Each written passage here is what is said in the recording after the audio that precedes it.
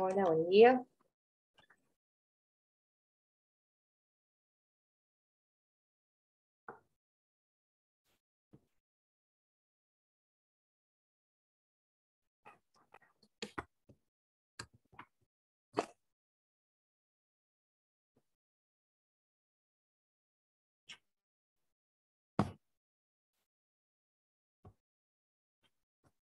Buen día, ¿ahí se escucha? Sí, Buen día, sí. bien. Buenísimo. Bueno, voy a compartir pantalla así retomamos a ver si me habilitan, el anfitrión me tiene que habilitar a compartir. ¿Quién quedó de anfitrión?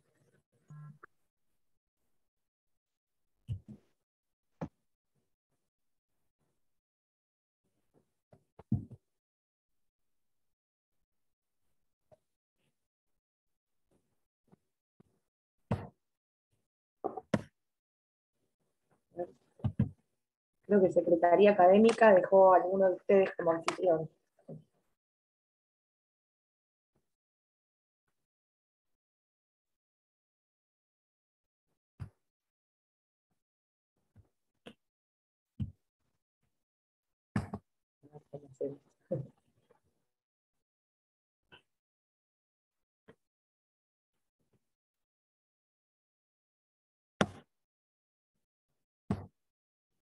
Los temas que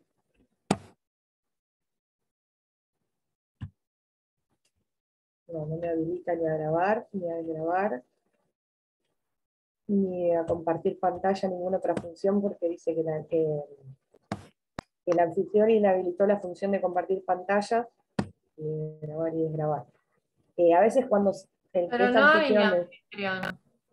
claro, pero alguno, no, cuando se va automáticamente, si no le pasa el mando a alguien, queda automáticamente alguno de ustedes. Fíjense arriba a la derecha, alguno va a poder, por ejemplo, parar la grabación o mutear gente. No sé dónde está.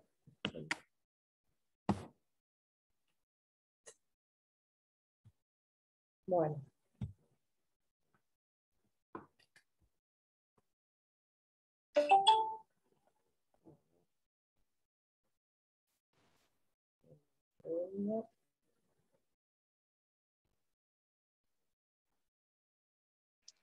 Profe, creo que se puede hacer cargo como anfitrión. Claro, pero me pide una clave de la facultad para hacer eso. Bueno. Sí, estaba intentando eso recién. Justo No vi se esa opción preocupen, y digo, ahora, bueno, capaz que. No, ya claro, lo está. intenté recién, pero dice que tengo clave de anfitrión. No. Bueno, no importa. Vamos a seguir como estaba. En un segundo. Bien, nos habíamos quedado en prueba testimonial, ¿sí? Vamos a terminar el punto 2 de la bolilla 7. Y bueno, si se permite, después comparto pantalla, si no igual el precio lo tienen como para seguirlo, si algunos quieren hacerlo no hay problema. Bien, habíamos dicho entonces la clase pasada, ¿sí? Que la prueba de testigos era aquella que se iba a suministrar o a obtener mediante la declaración que fuera emitida siempre por una persona física, ¿sí? Recuerden que nunca va a poder ser testigo una persona jurídica. Esta persona física que va a ser testigo es ajena a las partes, ¿sí? Y al órgano judicial, y esa declaración que va a brindar es una declaración que tiene que ser mediante haber sido de hechos pasados percibidos mediante el uso de sus sentidos, ¿sí? Bien. ¿Por qué las personas jurídicas no? Porque, bueno, no pueden ni percibir ni deducir mediante sus sentidos, ¿sí? Y las partes tampoco, porque para eso existiría lo que es la resolución de posiciones que vimos la clase pasada, ¿sí? Bien, habíamos visto también, no sé si recuerdan, yo les pregunto si alguno se acuerda, habilita el micrófono, ¿sí? La diferencia entre un testigo técnico y un perito. ¿Alguno recuerda la diferencia?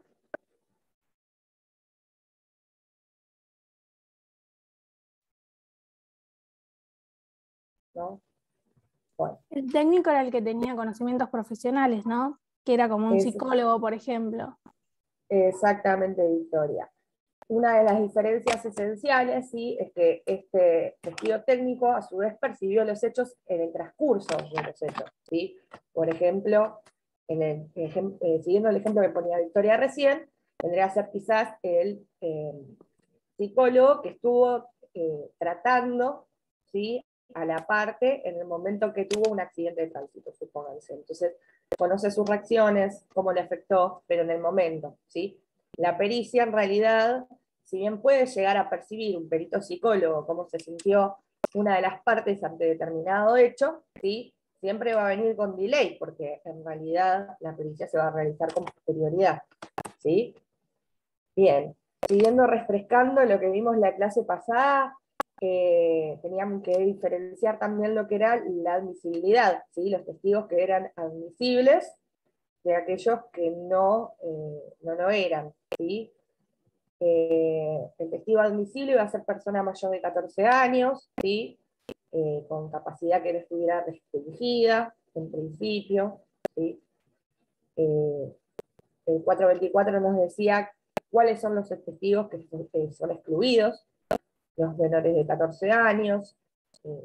A su vez, ahora sí nos decía que el juez podía autorizar quizás ese menor a prestar declaración, pero no iba a tener el mismo valor de una prueba testimonial, sino un valor indiciario, ¿sí? Esto se lo acuerdan de la clase pasada, que más o menos vimos esta parte. También estarían excluidos los consanguíneos, ¿sí?, o los afines, los parientes afines en línea recta, bien, así como el cónyuge, por más que estuviera divorciado, ¿sí?, con la excepción de que el cónyuge sí puede reconocer firmas. Bien. Bueno, número de testigos, habíamos dicho, en un proceso ordinario se permitían hasta 12, ¿sí? En proceso sumario 5, sumarísimo incidentes también, hasta 5 testigos, y en cualquiera de los casos podía ponerse subsidiarios o suplentes para el caso de que alguno de los testigos propuestos no pudiera el día de la audiencia comparecer. Bien, ya habíamos visto, ustedes corríjanme si no es así, ya habíamos visto, creo, posición, ofrecimiento, cómo se ofrecía, cómo era el interrogatorio, la diferencia con el pliego de posiciones, la prueba confesional, ¿sí? Vamos a arrancar con citación. ¿De qué manera se va a citar? Bueno, el mismo artículo 135 nos indica que se cita por cédula a los testigos, ¿sí? La cédula, en este caso, como sería el inciso 10, va a ser una cédula que le va a llegar al testigo en formato papel. El abogado va a confeccionar la cédula mediante el portal de notificaciones y presentaciones electrónicas, ¿sí? Va a poner como destinatario la oficina de mandamientos y notificaciones, va a realizar la cédula con el modelo de cédula civil y comercial. Recuerden ustedes que hay 2 modelos para hacer cédulas dentro de lo que es el portal. Está el modelo de la acordada, que es aquel modelo que es dirigido a los domicilios electrónicos de los letrados de las partes, de los peritos, ¿sí? Y tenemos el otro modelo de cédula, que es la que va a ser impresa por la oficina, que es esta misma, y va a ser diligenciada en formato papel, ¿sí? Respecto de las copias, no, porque las copias se agregan, recuerden, en PDF, ¿sí? Y al momento de imprimir la cédula sale un QR de validación y unos números, entonces la persona que es destinataria de esa cédula, accediendo a la misma, con ese código o ese QR, va a poder ver la autenticidad o no, ¿sí?, de la cédula recibida. Bien. ¿De qué manera se cita entonces a los testigos? Mediante cédula, recuerden 135, inciso 10 del código, y esta cédula tiene que llegarle al destinatario, ¿sí?, tiene que llegarle a este tercero, a este testigo, con un mínimo de 3 días de anticipación a la audiencia, ¿sí? En el caso de que sea una audiencia fijada de manera urgente y la cédula expresamente en el cuerpo de la cédula se indique que es urgente, vieron que la cédula tiene varios cuadraditos para cachar. Bueno, si la cédula puntualmente y expresamente dice que es urgente, puede ser recibida hasta un día antes, ¿sí?, de la fecha. Si no, caso contrario, si es una cédula normal, 3 días de anticipación como un mínimo. Bien. ¿Qué tienen que hacer también en la cédula? Van a tener que transcribir el 429. ¿Sí? No sé si alguno tiene el código a mano, si quiere leer el 429, por favor.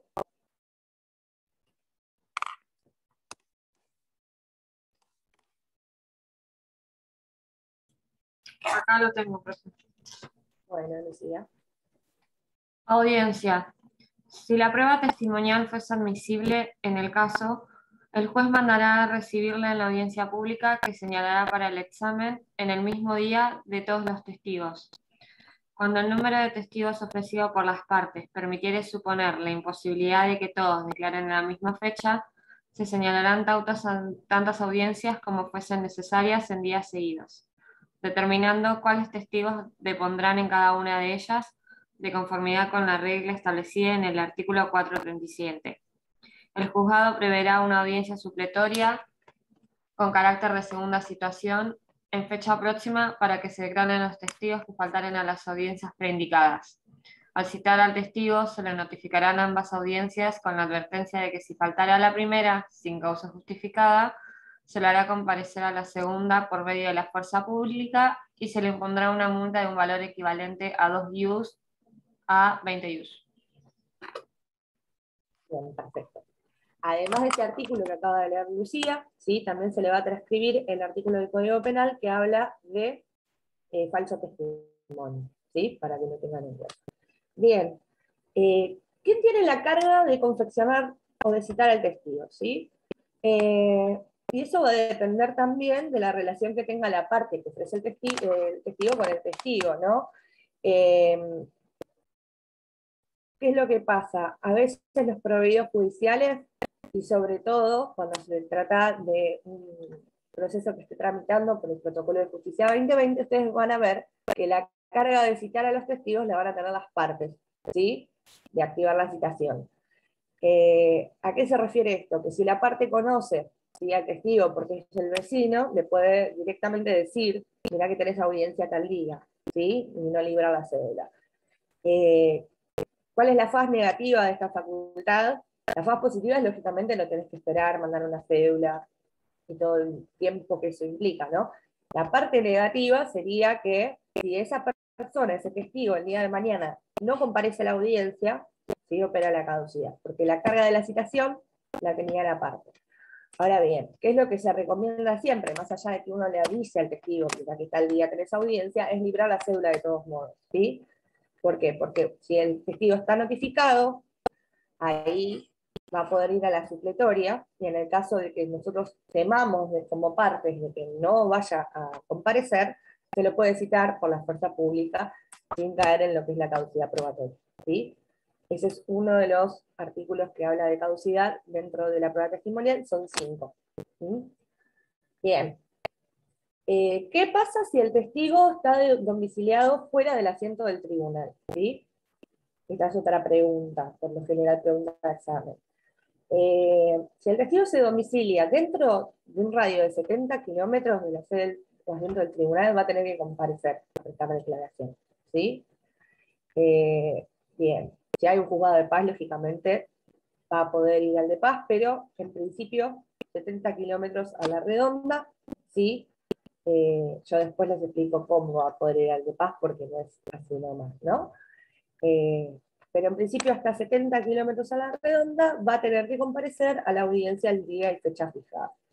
Bien, lógicamente a este testigo se lo va a tener que notificar, y acá cumplir sobre todo con lo que decíamos del plazo de 3 días, con bastante más anticipación. Por lo general, la fecha de audiencia nunca es tan cortita, ¿sí?, entre que uno se entera que tiene la audiencia y la audiencia en sí, así que el abogado siempre va a tener tiempo, si es diligente, de enviar la cédula con antelación suficiente como para que quede notificado una semana, 10 días antes.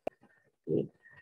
Lógicamente también influye la rapidez o no, o la cantidad de notificaciones que tenga que hacer esa semana, ese mes, la Oficina de Mandamientos de Notificación. Ustedes recuerden que estamos post pandemia y que el año pasado, en realidad, Hubieron muchos meses que la oficina estuvo cerrada, así que todavía viene con un poco de carga, que hablamos de la actualidad. Bien, ¿qué pasa con los testigos que están domiciliados a más de 70 kilómetros?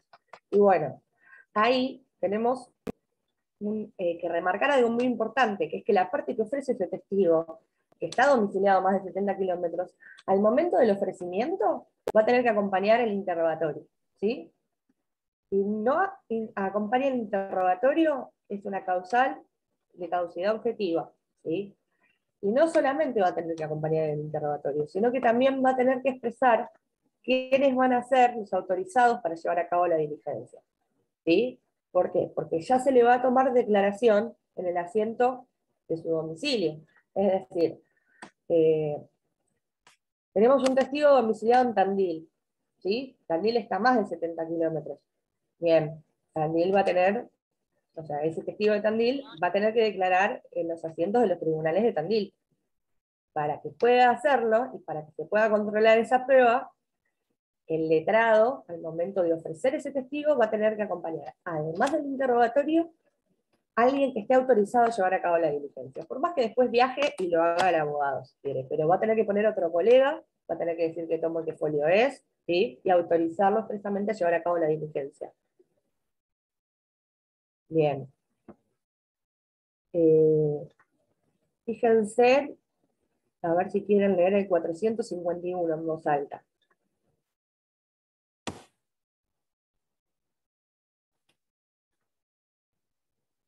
¿Quiere que lo lea, profe? Bueno, Valentina. 451. En el escrito de ofrecimiento de prueba, la parte que hubiese presentado testigos que han de declarar fuera del lugar del asiento del juzgado o tribunal, en razón de su domicilio, acompañará al interrogatorio e indicará los nombres de las personas autorizadas para el trámite del exhorto u oficio, quienes deberán ser abogados o procuradores de la matrícula de la jurisdicción del tribunal requerido, excepto cuando por otras leyes estuvieran autorizados otras personas. Los comisionados podrán sustituir la autorización. No se admitirá la prueba si en el escrito no se cumplieren dichos requisitos. Bien. Ahí tienen ese último parrafito que leyó Valentina, caducidad objetiva, ¿sí? Y se tienen que dar esos requisitos y es caducidad objetiva. Si no se dan todos los requisitos, ¿qué es? En todo caso, una negligencia probatoria, ¿sí? Es decir, se acompaña un interrogatorio, pero no autoriza, ¿sí? O viceversa, autoriza, pero no acompaña el interrogatorio. ¿Por qué tiene que acompañar el interrogatorio? Y es importante hacer hincapié en esto.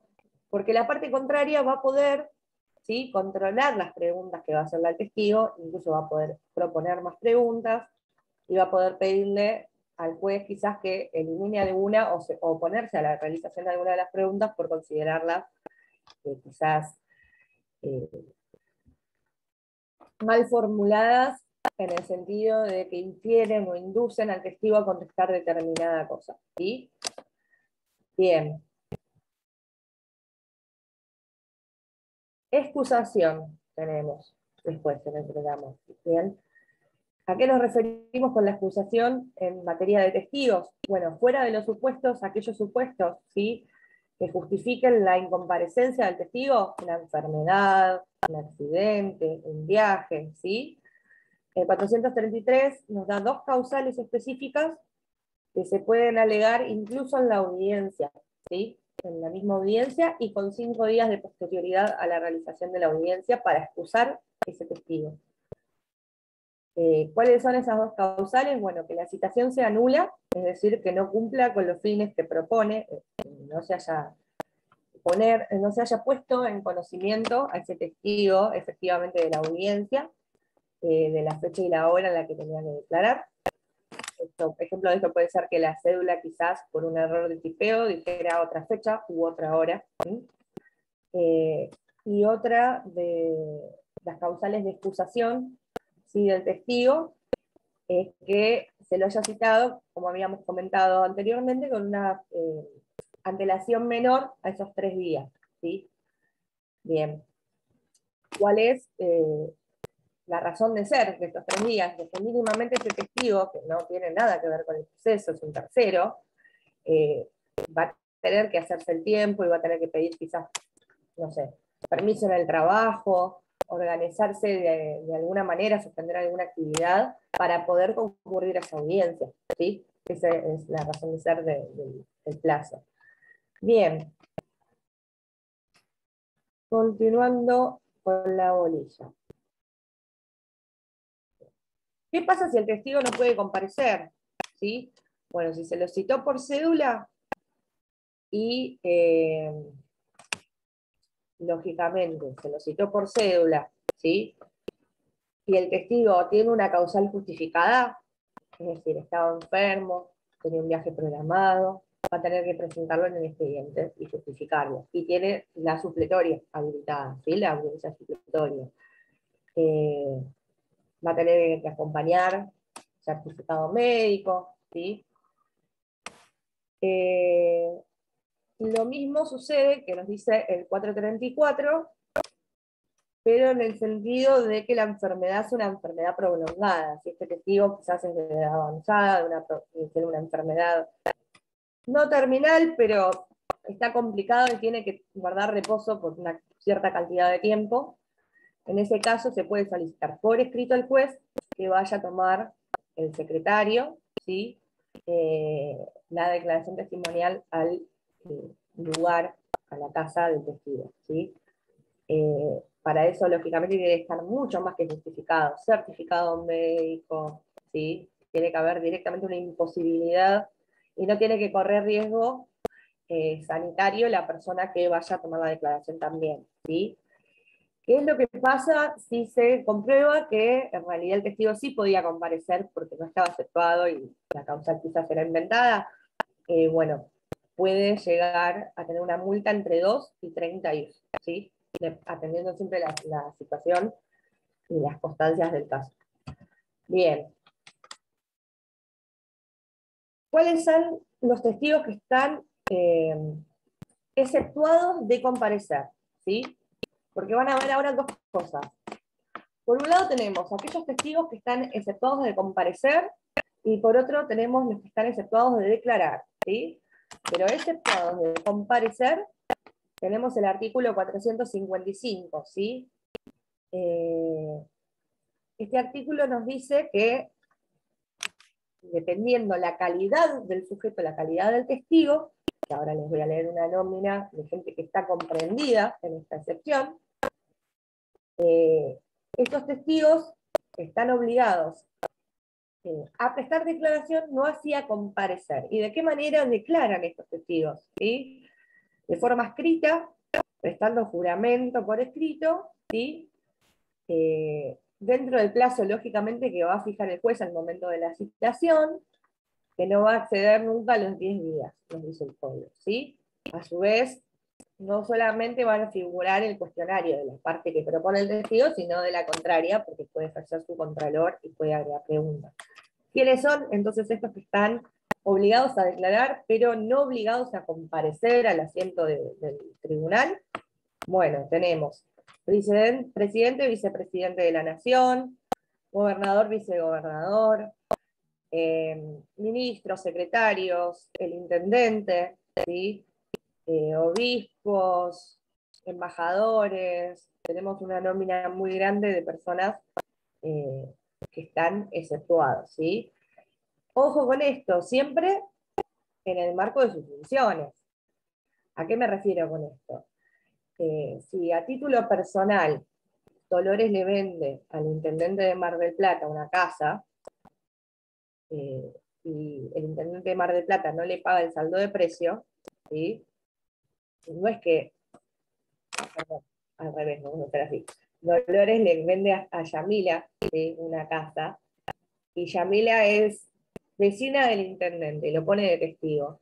Es declarar a título personal, como testigo de algo que vivió, no como testigo de algo que sucedió en la municipalidad, ¿se entiende? En ese caso sí va a comparecer, va a tener que comparecer, ¿sí? Pero si es a título del ejercicio de su función como intendente, lo que tiene que responder, si es a ese tenor, ahí sí lo va a hacer por escrito, ¿sí?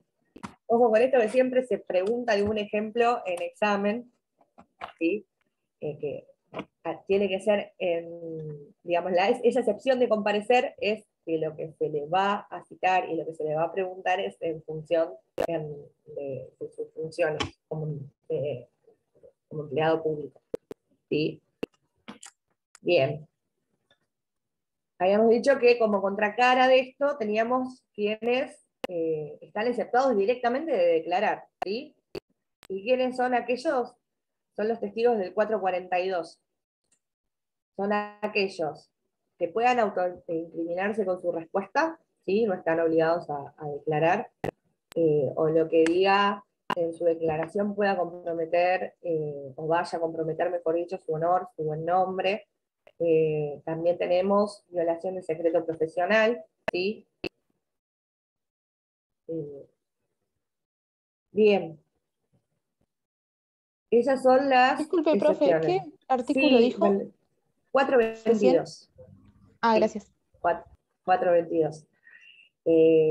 Va a rehusarse, o sea, tiene que comparecer, ¿sí? A la inversa del otro. Este sí tiene que comparecer, pero si le hacen una pregunta al testigo que comprometa su secreto profesional, artístico, militar, ¿sí? O que pueda llegar a incriminarse con su respuesta, perdón, ¿quién habló? No se escuchó. Valeria, ¿es Hola, 422 o Valeria. 422? Creo que es 442, perdón. 442. 442, sí. No, les dije mal. Sí, ¿lo querés leer, Valeria, ya que lo tenés ahí a mano? El testigo podrá rehusarse a contestar las preguntas si la respuesta lo expusiera en enjuiciamiento penal o comprometiera su honor, si no pudiera responder sin revelar un secreto profesional, militar, científico, artístico o industrial. Bien. Entonces, pasando en limpio, teníamos testigos que no tenían que comparecer, pero tenían que declarar, que son aquellos que declaran por oficio, funcionarios públicos en su gran mayoría, ¿sí? Y como contracara teníamos este de 442, que son aquellos que sí, lógicamente tienen que comparecer, tienen en principio que declarar, pero si en el marco de esa declaración, de ese interrogatorio, surge alguna pregunta que lo pueda comprometer penalmente o que lo pueda hacer llegar a violar un secreto profesional o artístico, militar, etc., puede oponerse y no contestar, ¿sí? No va a tener que declarar. Bien. ¿Cuál es el procedimiento? ¿Sí? Si hablamos de declaración testimonial, habíamos dicho que teníamos la audiencia. ¿Sí? ¿Cómo comienza esa audiencia? Bueno, va a depender si estamos tramitando dentro del protocolo de justicia 2020 o no. ¿Sí? Si es una audiencia de justicia 2020, lo primero que va a hacer el juez en esa audiencia, que va a ser la vista de causa, recuerden, va a ser un intento de conciliación. ¿Sí? Si ese intento de conciliación no da fruto, ¿sí? No se llega a buen puerto, no se puede conciliar, ahí se cierra la etapa de negociación y se abre la audiencia en la cual se va a tomar la confesional y la testimonial, ¿sí? Y eventualmente, si las circunstancias del caso si lo exigieren, si se hubiese pedido, estarán los peritos para brindar las explicaciones de los puntos de pericia, del dictamen pericial que hayan hecho las partes para anterioridad, ¿sí? Siendo lo que es la prueba testimonial, lo primero que va a hacer el juez, ¿sí? Es tomarle juramento a la parte, al testigo. Juramento o promesa de decir verdad, le va a leer de vuelta el artículo 239, creo que es del Código Penal, que habla de falso testimonio, ¿sí? Le va a hacer saber cuáles van a ser las consecuencias de incurrir en falso testimonio, y va a comenzar con el interrogatorio, ¿sí? En primer lugar, lo que va a hacer el juez es interrogarlo por las generales de la ley. Esto lo habíamos conversado un poquito en la clase pasada. Es decir, le va a preguntar, ¿usted conoce a las partes en calidad de que las conoce? ¿Es amigo, enemigo, deudor, acreedor, es pariente, es vecino? ¿Cuál es la relación que tiene con la parte que los propuso? ¿Sí? O con la contraparte también. Se le hace una serie de preguntas. ¿Y cuál es la razón de ser de esta serie de preguntas? Que después, cuando el juez va a dictar sentencia, va a analizar. Sí, mire, es la mejor amiga desde el jardín de infantes, ¿sí? De la parte actora. Entonces ya tiene una cierta carga, que no sea un testigo presencial del hecho, que no conozca ni tenga ningún interés, a que sea o sea, el mejor amigo, el cuñado, el primo, ¿sí? Eso lo va a tener en cuenta el juez. No significa que si está comprendido en las generales de la ley no va a prestar declaración al testigo, va a prestarla igual. ¿Sí? Muchas veces se conoce la imposibilidad, entre comillas, de declarar ese testigo cuando ya está en la audiencia. El juez no es que le va a decir, usted no declara. Va a declarar, pero el juez, lógicamente, va a analizar la conducta de ese testigo y lo que dijo también. Sí, es mi mejor amigo desde que tengo, no sé, 5 años. Ah, bueno. ¿Sí? Se toma en cuenta por el juez al momento de valorar la prueba cuando hace el uso de su sana crítica. ¿Sí? Bien. Entonces, se le toma promesa o juramento de decir verdad. Comienza el interrogatorio preliminar o por las generales de la ley. Y después de ahí, ¿sí? Primero va a comenzar el interrogatorio de la parte que propuso ese testigo, ¿sí? Recuerden que son preguntas. Por lo general, todas comienzan para que diga el testigo si sabe, le consta, sí. Es una frase típica ya de esas cosas que quedaron formalizadas. Para que diga el testigo si sabe y le consta, sí, el día 27 de septiembre de 2021 se encontraba caminando por la avenida Independencia, esquina Rawson, ¿sí? Así, todas las preguntas que tenga. ¿Qué es lo que puede hacer la parte de la contraparte, digamos, que es la que no ofreció ese testigo? Oponerse a alguna pregunta si considera que directamente induce la respuesta del testigo, ¿sí? En ese caso el juez lo va a resolver en el momento. Y también puede ampliar y hacer sus preguntas, ¿sí? Entonces también va a tener su momento para interrogar. Y a su vez el juez también, hay algo que no le quedó claro, ¿sí? El juez puede ejercer el libre interrogatorio y directamente puede preguntarle al testigo, ¿sí? Esto para que lo tengan en cuenta. Esta audiencia, dijimos, estaba videograbada, lo cual facilita que el día de mañana el juez directamente ponga play en un DVD, en un CD, en un pendrive, en el formato que hayan guardado la audiencia, reproduzca la misma y pueda fallar valorando esa prueba, lo cual es bastante más ágil que leer todas las constancias de autos. ¿Qué es lo que pasa si el expediente no tramita por justicia 2020? Y bueno, se lo va a citar a una audiencia específicamente para lo que es prestar declaraciones testimoniales, ¿sí? Como dice el código, se trata de que sean en la misma audiencia, que pongan todos, ¿sí? Pero bueno, en el caso de que fueran demasiados testigos, se puede excepcionar en 2 días de estudio, ¿sí? Lo ideal es que terminen todos. Bien. Profe, una pregunta. Sí. En la audiencia de vista de causa es donde presta declaración si está en justicia 2020, ¿no? Sí, en la vista de causa. Ustedes recuerden que justo tuve una pregunta la semana pasada, no sé si fue de esta comisión o de la noche, por mail, de las diferencias. Justicia 2020 tenemos una línea temporal, ¿sí?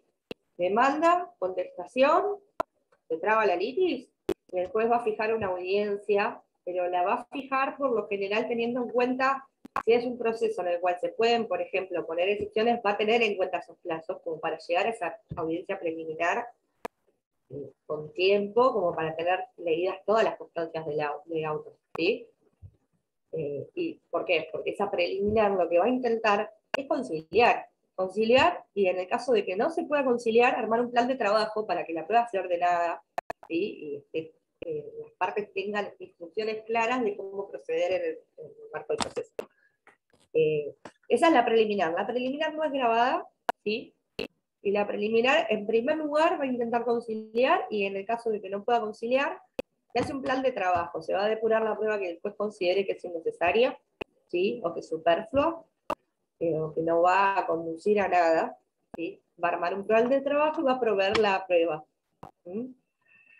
Provee la prueba, y la prueba informativa y la prueba pericial la tienen, y lo mismo el reconocimiento judicial se tiene que producir en el plazo ese, que no debe ser mayor a 90 días desde la celebración de la preliminar hasta la vista de causa. En la vista de causa ya comienza como lo comentábamos recién, ¿sí? Intento de conciliación, si está frustrado, se pasa a tomar las declaraciones de los testigos, la confesional. Bien. Bueno, a ver qué más tenemos. Hablamos de las generales de la ley, de las preguntas. Importante acá, sin perjuicio de que, lógicamente, se haya acompañado un interrogatorio de los testigos, es algo que se hace por lo general con debida diligencia para el caso de que el abogado no pueda concurrir a la audiencia por algún motivo, ¿sí? Uno deja el interrogatorio por cualquier eventualidad que tenga, siempre presenta el interrogatorio antes. Eso no obsta que lógicamente cualquiera de las partes pueda hacer preguntas y ampliar y seguir preguntando con cosas que surjan en el marco de la audiencia, sin perjuicio de que no esté plasmado en las preguntas que presentó en el tribunal, ¿sí? Bien.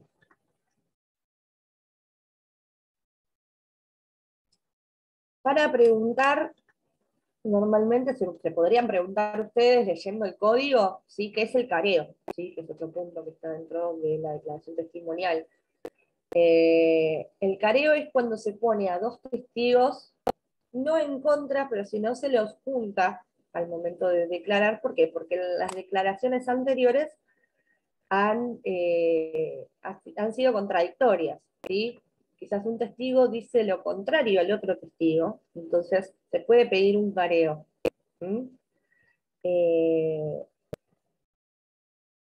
También lo puede pedir el juez de oficio, el careo, cuando hay algo que no le cierra de alguna declaración de algún testigo en relación a otra declaración testimonial, ¿sí? Lógicamente, si los testigos viven domiciliados en distintos domicilios, no les va a hacer el careo, sino que les puede volver a tomar declaración por separado, ¿sí? Esto sucede sobre todo cuando alguno de los testigos que es contradictorio con otro testigo está domiciliado a más de 70 kilómetros y tiene quizás que declarar en un juzgado de paz o en otro departamento judicial. Bien. ¿Alguna duda hasta ahora? ¿Venimos bien? Recuerden entonces la diferencia entre lo que es pliego de preguntas es prueba testimonial, son las preguntas que le hacemos al testigo, y pliego de posiciones, ¿sí? Que las posiciones eran aquellas que le hacíamos a las partes en la prueba confesional, ¿sí? Que es aquel pliego que se tiene que presentar hasta media hora antes de la audiencia para que no se pueda presentar otro pliego que sea más perjudicial ante la incomparecencia de la contraparte, ¿sí? Pero diferencien los dos. El pliego de posiciones, ¿sí? Todos arrancan para que jure como cierto que, ¿sí? Dirigido a la parte. Pliego de preguntas, la fórmula es distinta, es para que diga el testigo si sabe o conoce. Bien. Para terminar, vamos a tocar el tema de caducidad objetiva en profundidad. Ya les adelanté algunos casos. Tenemos el 430, ¿sí? Que prevé 3 causales de caducidad objetiva en prueba testimonial. Se los paso a leer, ¿sí? Si quien ofreció la prueba no activó la citación del testigo y por ese motivo este no compareció, este supuesto se va a dar cuando no se le libra la cédula para la audiencia. Ahora bien, si el testigo por algún motivo se enteró y comparece igual, obviamente no va a operar la caducidad. En todo caso, hubo una negligencia en la citación que no se va a terminar de configurar, porque recuerden que cuando hablamos de negligencia, hay que desustanciar, hay que darle un traslado previo a la contraparte para que ella se defienda. En cambio, si hablamos de caducidad objetiva, es decir, no lo cité, no compareció. Caducidad objetiva.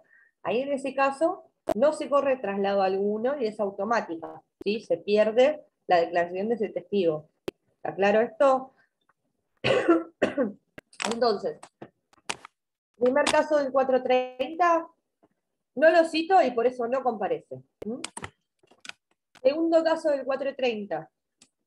Lo cito correctamente, está debidamente citado, pero no comparece sin justa causa y no pido las medidas necesarias de compulsión para que asista a la supletoria. Es decir, yo les notifico 2 audiencias, una para el 28 de septiembre y una para el 10 de octubre. Hoy, 28 de septiembre, debidamente citado, el testigo no comparece y no tiene ninguna causal de justificación. ¿Yo qué tengo que hacer? Librar nueva cédula, pero previo a librar la cédula nueva voy a tener que decirle al juez, no compareció. Estaba debidamente citado, no tiene una causal de justificación, solicito que la próxima citación se haga y se deje en claro que se va a utilizar el auxilio de la fuerza pública. Entonces el juez va a hacer lugar a esa petición, por lo general, va a salir en el proveído y lo notifico. Entonces, si ese día veo que no compareció, ya directamente puedo llamar a la policía o avisar en el juzgado y van a buscarlo por la fuerza el testigo, para que declare. Después, bueno, si no lo encuentran, no lo encuentran, pero está el mecanismo instaurado. ¿Qué es lo que pasa si yo no pedí que los vayan a buscar por la fuerza pública y lo hagan compulsivamente ir a declarar? Bueno, en ese caso, caducidad, ¿sí? Porque yo no lo pedí. Si falta la supletoria, o lógicamente si falta la supletoria, si a la supletoria va por sus propios medios, no es caducidad, va a poder prestar declaración tranquilamente. Y profe, Bien. el plazo es de 5 días. De la primera audiencia tengo que pedir dentro de esos 5 días, ¿o no? Exactamente, sí. Es un plazo genérico de 5 días. Bien. Es más, si vos ya conocés que no tiene una causal y no fue, y compareció porque no quería comparecer, directamente en la misma audiencia le podés plantear al juez. No es que tenés que esperar 5 días ni hacerlo sí o sí por escrito. En este caso, en el marco de la audiencia, podrías plantearlo y ya dejarlo planteado. Bien, tercer caso del 430. Se va a tener por desistido del testigo a la parte que lo propuso si fracasando la audiencia supletoria por motivos no imputables a ella, no solicitare la fijación de una nueva en el plazo de 5 días. Sí, es distinto a lo que decía recién Bruno, son 5 días, pero de la supletoria. Es decir, no comparece, fracasa la audiencia, quizás porque el juez dice, bueno, vamos a... a veces pasa, se me atrasó una audiencia que venía antes, no le voy a poder tomar su audiencia. Fracasa esa supletoria, ¿sí? Yo, si tengo prueba testimonial pendiente de producción, tengo 5 días para activarla y pedirle al juez fije una nueva fecha, ¿sí? A eso se refiere este último párrafo. Si yo, dentro de esos 5 días, no activé esa solicitud de que se haga una nueva fecha, y los motivos, como dice acá el artículo, no son imputables, un tema ajeno, quizás fue un tema del mismo tribunal, si yo no lo hago dentro de los 5 días, caducidad objetiva. Después tenemos otro artículo más, que es el 432, que es la cuarta causal de caducidad objetiva en materia de prueba testimonial. Esto sépánselos de cada prueba cuáles son las causales de caducidad objetiva, porque se suele preguntar lo mismo, cuál es la diferencia entre caducidad y negligencia, ¿sí? También sépanla. Bien, el 432 nos dice, si la parte que asumió la carga de hacer comparecer al testigo y no concurre sin causa justificada, de oficio o a pedido de parte, se lo va a tener por desistido, ¿sí? En estos casos se fija solo una audiencia, ya que la parte se comprometió a hacer comparecer al testigo, por lo que no había necesidad de fijar una supletoria. Esto es muy común en Justicia 2020. Ustedes fíjense que el juez lo que dice siempre va a ser, bueno, la carga de citación va a estar en cabeza de las partes. Entonces se fija una audiencia de vista de causa, no se fija otra supletoria, ¿sí? Cuando no tramita por Justicia 2020, sí, van a ver que el proveído y la cédula va a tener 2 fechas. En cambio, vista de causa no, tiene una sola. Si nosotros en la audiencia preliminar nos comprometemos a hacer que ese testigo vaya a la vista de causa, ¿sí? Y no comparece, en ese caso se nos va a tener por desistido. Por eso es importante que por más que nos hayamos comprometido a la citación, libremos la cédula. Es importante esto. Bien, y el 435, por último, es cuando el testigo está domiciliado en otro departamento judicial, por ejemplo. ¿Sí? 435. Si quien propuso el testigo no asiste a la audiencia y no deja... no, nos falta una más, no sé. Perdón, este es otro. Si quien propuso el testigo no asiste a la audiencia y no deja interrogatorio, se tiene por desistida la prueba. Esto es lo que les comentaba yo, ¿sí? Siempre hay que ser diligente y prever que puede pasarnos algo a nosotros, a la parte a quien sea, y no poder llegar, así sea que nos pisen en la puerta de tribunales, nos puede pasar. Entonces tenemos que ser diligentes y antes presentar siempre provisoriamente un interrogatorio. ¿Sí? ¿Por qué? Porque si pasa algo, la audiencia se lleva a cabo igual si hay interrogatorio, ¿sí? Y no perdemos esa prueba. En cambio, por más justificada que esté la causal, si yo no dejé el interrogatorio, esa audiencia está frustrada. ¿Sí? Se los va a tener por desistida. Este es el 435. Bien. Y tenemos 451 y 452. ¿Sí? 451 nos dice que si el testigo debe declarar fuera del radio del juzgado, este era el ejemplo que les había puesto, recuerden, radio del juzgado se toma 70 kilómetros, ¿sí? Al ofrecer la prueba se debe adjuntar el interrogatorio y detallar los autorizados a diligenciar el oficio exhorto bajo apercibimiento de tenerla por desistida. Este es el artículo que ya habían leído ustedes. Y 452, si la prueba debe producirse fuera del radio del juzgado, la parte debe informar, dentro del plazo que fija el juez de la causa, el juzgado donde ha quedado radicado el oficio o exhorto y la fecha y hora en la que se celebrará la audiencia, ¿sí? También bajo apercibimiento de tenerlo desistido. ¿Qué se refiere esto? Como yo tengo que tomar esta declaración testimonial mediante oficio o exhorto, yo libro el oficio o el exhorto al juzgado que va a tomar esa declaración, acompañen lógicamente esos interrogatorios que estaban apuntados en la demanda, y una vez que sale sorteado ese juzgado, pónganse Tandil, tiene 2 o 3 juzgados, no recuerdo ahora con exactitud, civiles y comerciales, sale sorteado el 2, ¿sí? Porque lógicamente entonces es por receptoría va a sortear, sale el juzgado 2 de Tandil, buenísimo. Yo tengo que informarlo en el expediente principal, ¿para qué? Para que la contraparte pueda, si quiere, viajar a Tandil y ejercer el contralor, ¿sí? O decirle a su autorizado, mira que tal día y tal hora hay una audiencia, ¿sí? Yo si no cumplo con esto en el plazo que el juez me otorga, ya es caducidad, ¿sí? Bien.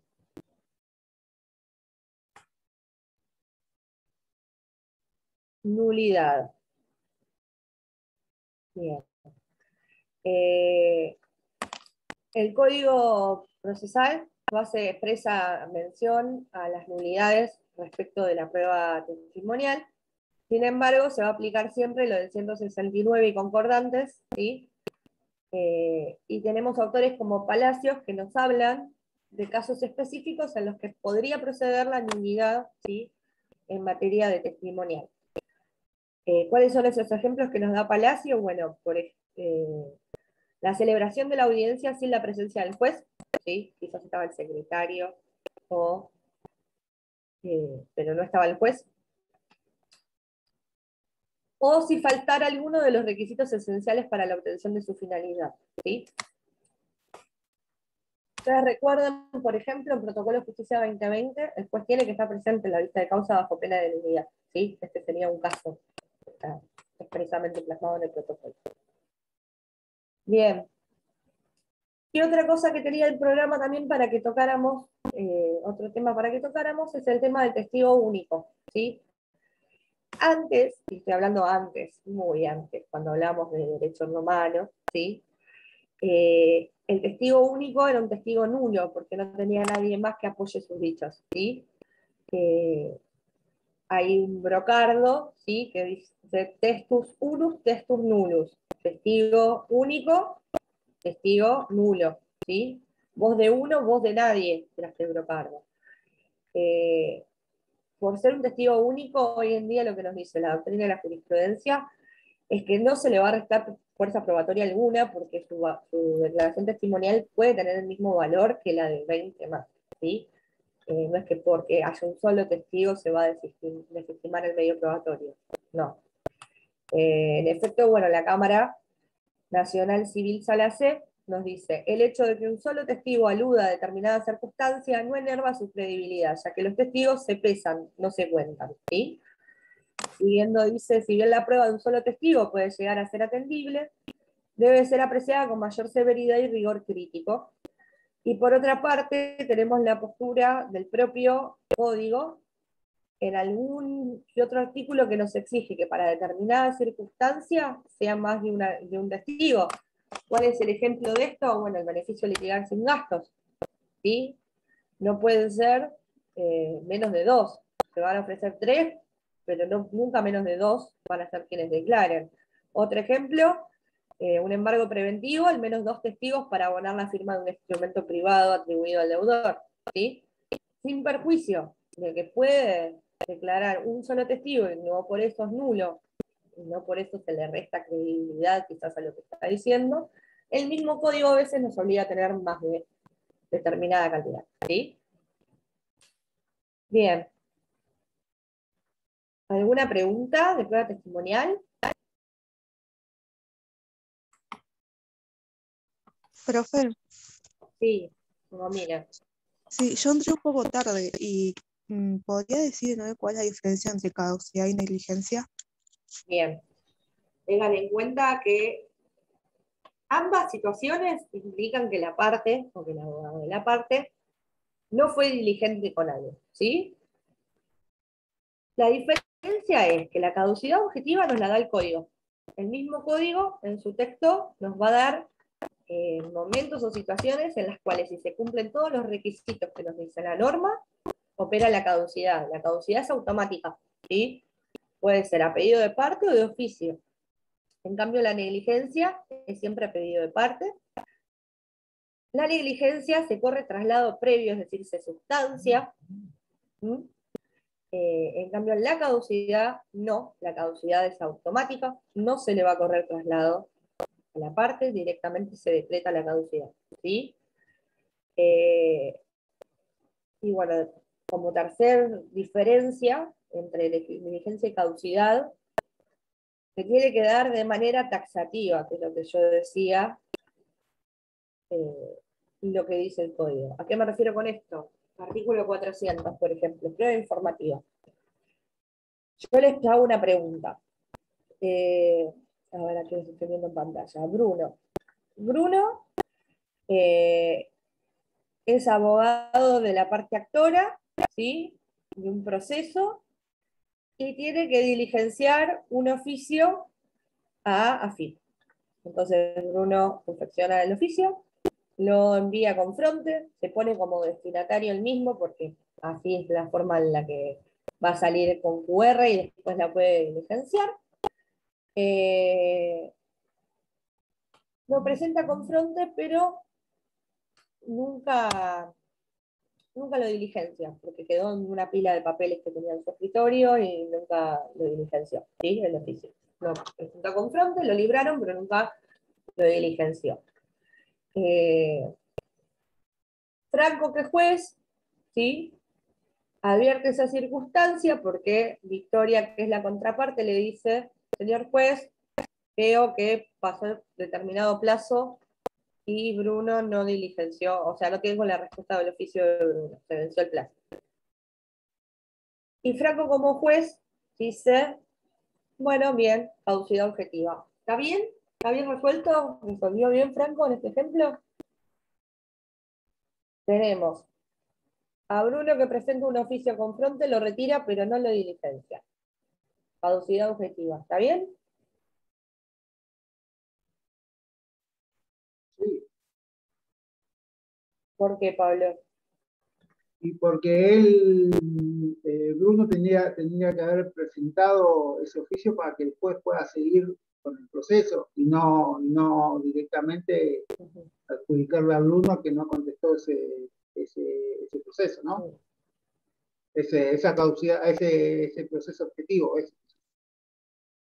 En este caso, Pablo, no es caducidad. Sería Claro. negligencia en todo caso. ¿Sí? Negligencia. ¿Por qué? Porque no se da en el texto de 400. A ver si alguno lee el 400 en voz alta, por favor. Dice caducidad. Si vencido el plazo fijado para contestar el informe, la oficina pública o entidad privada no lo hubiere remitido, se tendrá por desistida de esa prueba a la parte que la pidió, sin sustanciación alguna, si dentro del 5º día no solicitara al juez la reiteración del oficio. Bien. ¿Me entendió por qué no? Porque no se dio lo que dice el artículo. Para que se dé la situación del artículo, yo tengo que haber diligenciado ese oficio, es decir, lo tengo que haber presentado ante el correo, ante la dependencia que fuera, me lo tienen que haber sellado, ¿sí? Y dentro del plazo de 30 días, de 20 días, perdón, no tiene que haber contestado el oficio, ¿se entiende? Y yo, además, dentro del plazo de 5 días desde el vencimiento, no tengo que haber pedido el reiteratorio, porque si yo nunca lo diligencié, es decir, nunca lo llevé, y nunca lo recibió la entidad que tiene que ser oficiada, nunca comenzó a correr el plazo, ¿se entiende? Entonces no sería una caducidad. Obviamente es una negligencia, porque por una demora atendible a la actitud de la parte o del abogado, se está dilatando, ¿sí?, quizás el proceso. En todo caso, lo que tiene que hacer el juez es decir, sí, está esto, a ver, no me figura constancia de que se le haya diligenciado el oficio, pero el oficio lo presentó a control y pasaron 5 meses y no tengo una respuesta, y acá nadie activó nada, puedo, digamos, declarar la negligencia, y antes de decretar la negligencia, va a tener que darle sí o sí traslado. ¿Sí? ¿Por qué? Porque puede decir, no, sí, lo diligencié, lo contestaron, pero nunca lo adjunté al expediente, me olvidé, o lo que sea. ¿Sí? O no decir nada y se le declarará la negligencia, pero nunca la caducidad objetiva. La caducidad objetiva se tienen que dar los presupuestos que dice el código en su totalidad. ¿Sí? Recuerden eso, siempre, ustedes ahora cuando se pongan a estudiar para el examen, los medios probatorios, agarren el código y márquense aquellos artículos que nos hablan de caducidad, y recuerden siempre los supuestos, porque tienen que darse más de un supuesto para, por lo general, para que opere esta caducidad. Prueba informativa, que es lo que les decía recién yo, el abogado tiene que haber presentado conforme el oficio, se tiene que haber librado ese oficio, tiene que haber diligenciado ese oficio, tiene que haber vencido el plazo para contestar, y tienen que haber transcurrido 5 días desde el vencimiento del plazo en los cuales no pidió un oficio reiteratorio. ¿Sí? Si no se dan esas circunstancias, no hablamos de caducidad objetiva. Podemos hablar de una negligencia, lógicamente, porque la actitud está, pero no hablamos de caducidad. ¿Sí? ¿Ahí se entendió la diferencia? Sí, profe, muy claro. Bien. Bárbaro. Claro, lo que pasa es que en ese ejemplo no veíamos desde cuándo se comenzaba a contar esos 5 días, desde que se le da el cargo a la oficina donde llega el informe. Claro, en realidad, Daniel, los 5 días se comienzan a contar desde que vence el plazo para contestar el informe. No es que tiene 5 días. La oficina depende qué tipo de entidad sea, si es público o privado, va a tener 10 o 20 días para contestar. Siempre recuerden que son días hábiles, ¿sí? Si se vencen esos 10, esos 20 días, dependiendo qué tipo de entidad sea la oficiada. Es decir, supónganse, diligencio hoy, 28, vamos a hacer el ejercicio, agarren el calendario como para poder calcular la fecha, ¿sí? Normalmente en clase presencial lo hacemos en el pizarrón, acá está medio complicado, pero todos deben tener un calendario en el celular, en la computadora para ver. Hoy martes 28, ¿sí?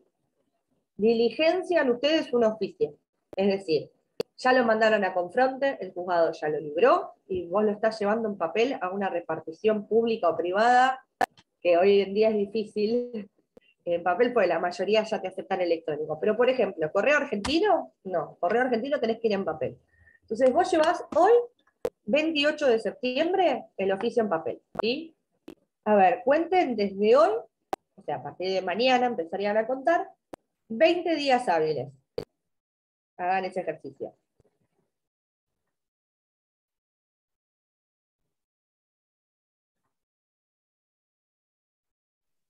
El 26. ¿Puede ser? A ver, ya les digo, porque recuerden que tenemos feriados en el medio, ¿eh? Ah, verdad. 14. Sí, 27. No, 27 o 28. 28, ¿sí? Porque tenemos el 8 y el 11 feriados. 28, bien. El 28 vence el plazo para contestar. Entonces el correo tiene hasta el 28, ¿sí? Para contestar ese oficio que nosotros diligenciamos. El día 29, yo si estoy viendo que no figura en el expediente la contestación del oficio, es que por lo general no lo contestaron, tarda bastante. Entonces, ¿qué tengo yo?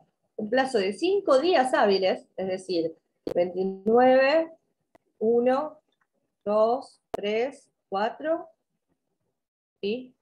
Tengo hasta el 4 o hasta el 5 con cargo, para pedir un oficio reiteratorio, ¿sí? Para decir, señor juez, le acompaño lógicamente el oficio con el sello que tengo yo que dice qué fecha lo recibieron. Fecha 28 de septiembre recibieron este oficio en el correo, no me lo han contestado. Solicito, ¿sí?, que se libre oficio reiteratorio. ¿Mm? Si yo no meto ese escrito dentro de esos 5 días hábiles, ¿sí?, ahí opera la caducidad. Pero si yo nunca diligencié el oficio, y la entidad pública nunca le empezó a correr un plazo para contestar, ¿cómo me van a decretar la caducidad objetiva si yo en realidad nunca diligencié el oficio? ¿Se entiende?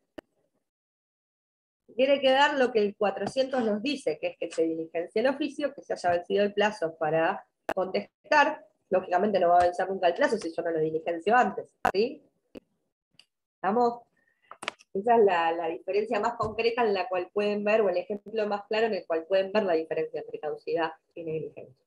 Lógicamente que hay una actitud negligente en cualquiera de las dos, pero la caducidad opera automáticamente cuando se da todas las causales, o sea, todas las exigencias que nos da el código, ¿sí? Esa es la diferencia esencial. Bueno, vamos a terminar la clase por hoy, ¿sí? Yo los voy a dejar que estudien la materia tranquilos. Lo que les voy a pedir es que antes del viernes, cualquier duda, por más que piensen, ay, qué pavada, ¿qué es esto? No puede ser que esté preguntando esta pavada, me la preguntan igual, ¿sí? No tengan problema, prefiero que me llenen de mail. Yo de un día para el otro, por lo general, contesto, o el mismo día, con unas horas dependiendo del horario en el que me envíen el mail. Pero mándennos las dudas. No se queden con dudas, mándennosla. Y bueno, estamos en contacto, ¿sí? Sí, no sé quién está... Ay, no se escucha. Valeria, Ah, ahí está Valeria, sí. que capaz que es muy pava y capaz que la dieron en clase, pero no la escuché. ¿Qué pasa si las dos partes piden el beneficio de litigar sin gastos? Bien. En ese caso hay que ver si lo tienen los dos finalizados, ¿sí? O son los dos provisorios. En ese caso se va a terminar ese trámite del beneficio. Y si ambas partes están en igual de situación, ¿sí? Las costas siempre van a ser al vencido, pero hay que ver si la fortuna mejora, ¿sí? ¿Entiendes? Bien. Sí, sí, entiendo. Porque también dice que lógicamente puede elegir un abogado del colegio. Dice que la parte puede elegir el abogado del colegio, que no es necesario el especial. Ustedes sí, igualmente ustedes piensen que no siempre, cuando hablamos de beneficio de litigar sin gastos, es para zafar, entre comillas, los honorarios, sino que hay un montón de gastos que se van devengando, ¿sí? Por el inicio de un proceso, tasa de justicia. Entonces quizás sí,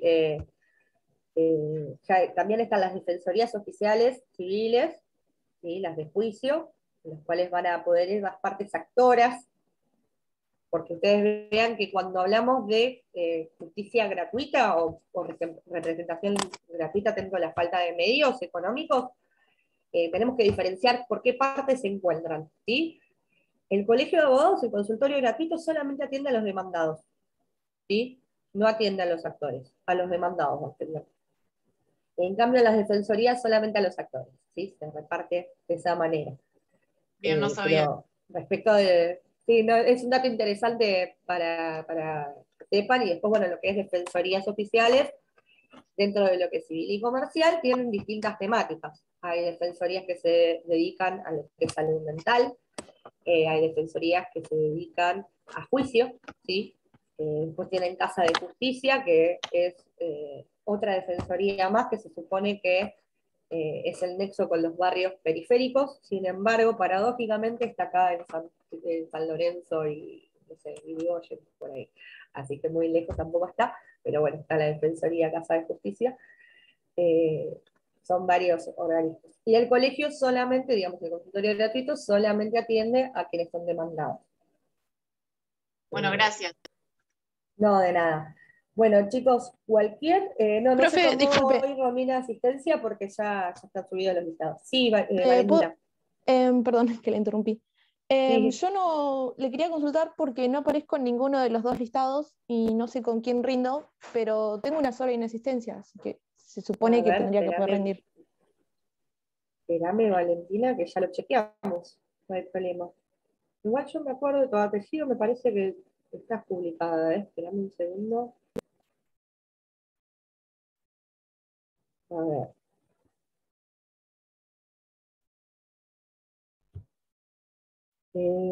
Martínez. Martínez Valentina, sí, estás en el listado número 2, mesa 1. Ah, ahí está, muchas gracias, perdón. Pero No hay lo problema. miré varias veces, pero se ve que no vi mi propio apellido, gracias. Pasa, quédense tranquilos, no hay problema. Bueno, cualquier duda, entonces los espero por el mail, ¿sí? Reitero, y lo mismo digo respecto del resto de las docentes que integran la cátedra, ninguna de nosotras tiene problema con recibir consultas, por más ustedes consideren quizás, no voy a preguntar esta pavada, bueno, pregúntenla igual, es mejor quedarse sin la duda, ¿sí? Que el día del parcial estar quizás traumado por no haber preguntado algo, pregunten tranquilos, ¿sí? Bueno, los dejo, éxitos. Chao, hasta luego, gracias. Gracias. Nos vemos Gracias. el sábado. Hasta luego.